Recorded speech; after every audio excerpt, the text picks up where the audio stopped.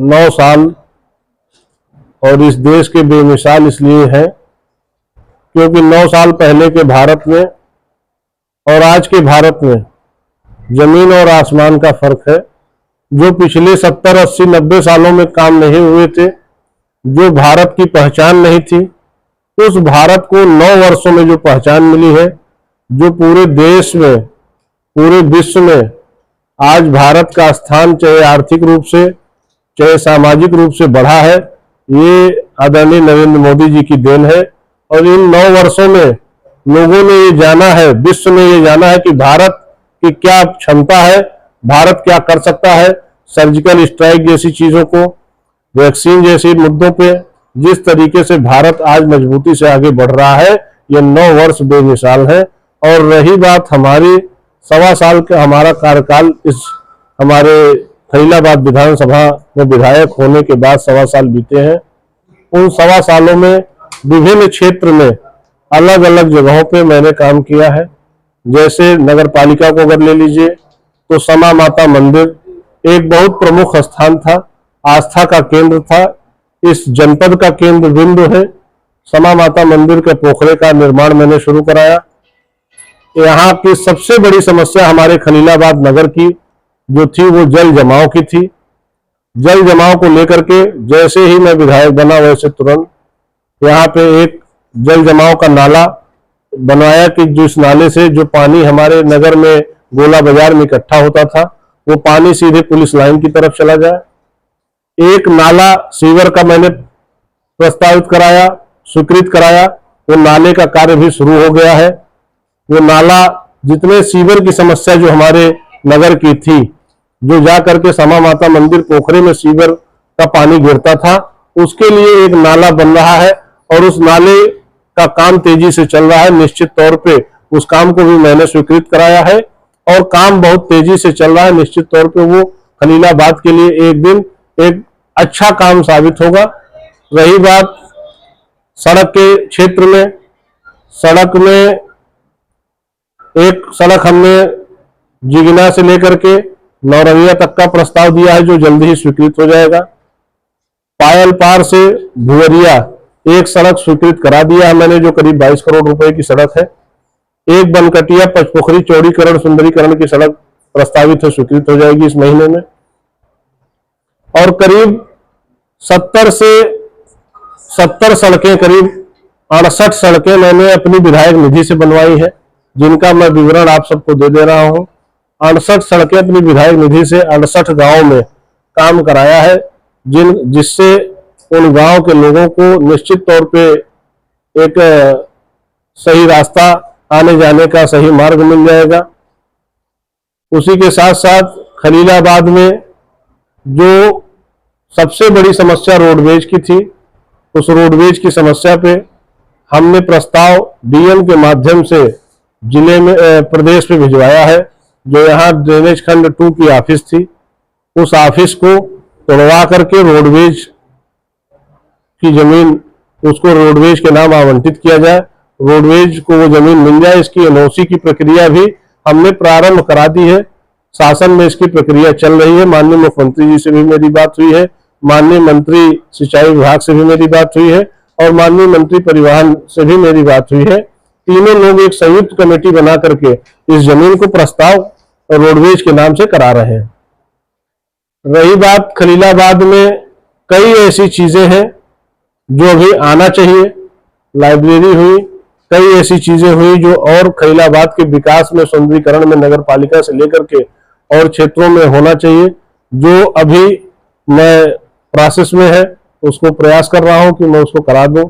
एक बहुत प्रमुख मुद्दा हमारे यहाँ था जिससे हमारे व्यवसायी भाइयों को बहुत समस्या थी, अंडरपास का मुद्दा। उस अंडरपास को हमने स्वीकृत कराया, माननीय सांसद जी के सहयोग से हम लोग गए थे दिल्ली, स्वीकृत कराए। स्वीकृत कराने के बाद उसका काम प्रारंभ हो गया है। एक नगर पालिका के नाले के नाते वो काम रुका है, वो नाला जैसे शिफ्ट हो जाएगा बरसात के बाद, वो काम भी तेजी से होकर के पूर्ण हो जाएगा। इस तरीके से विभिन्न योजनाओं में जो हमारे माताओं को, बहनों को, जो लोगों को अभी जिनके केवाईसी के नाते, जिनके कोई ना कोई कागज न फिट होने के कारण जिनको वृद्धा पेंशन, विधवा पेंशन, किसान पेंशन, इन सब चीजों में जिनको समस्याएं हो रही हैं, निश्चित तौर पे इस पे काम हो रहा है। इस पे हम काम कर रहे हैं और गांव वाइज कैंप लगा करके इन समस्याओं को भी दूर करने का पूरा प्रयास करूंगा और निश्चित तौर पे इसको दूर करूंगा।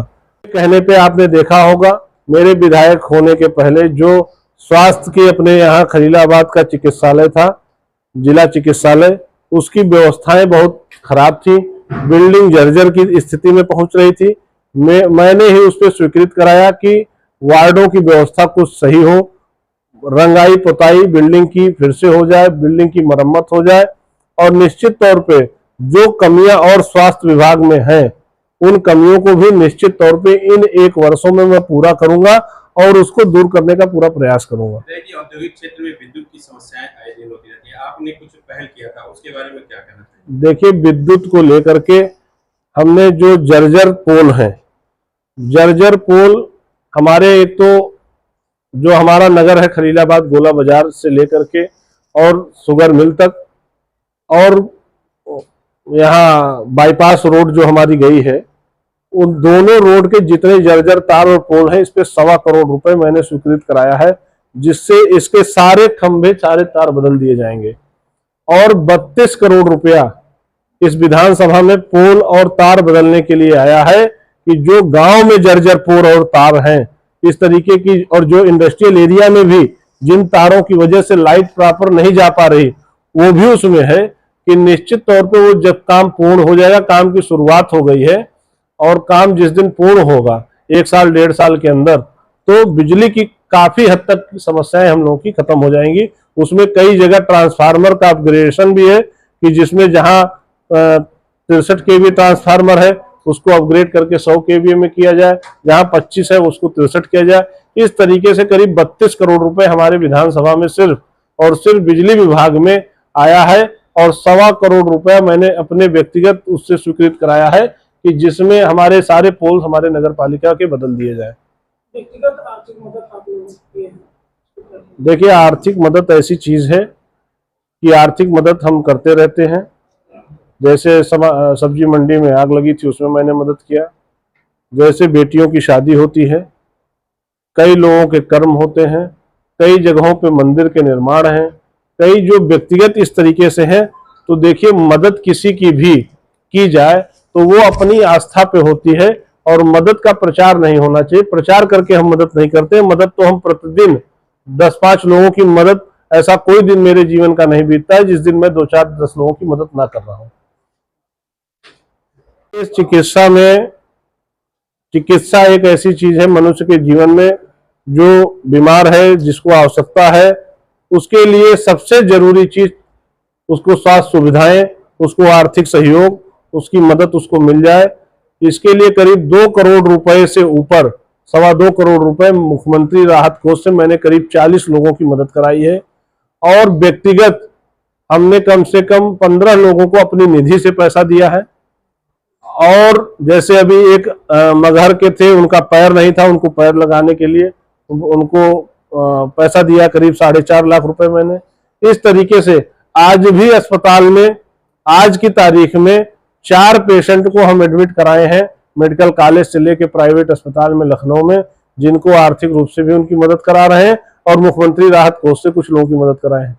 तो निश्चित तौर पे स्वास्थ्य सुविधाओं को लेकर के, स्वास्थ्य मदद करने के लेकर के क्षेत्र में हमारे किसी को भी, कोई भी हो, अमीर गरीब, किसी भी जाति का हो, किसी भी धर्म का हो, अगर उसको स्वास्थ्य की व्यवस्था या स्वास्थ्य से रिलेटेड कोई समस्या होती है तो निश्चित तौर पे हम उसके साथ हैं, उसकी जितनी मदद कर पाएंगे करेंगे आगे भी।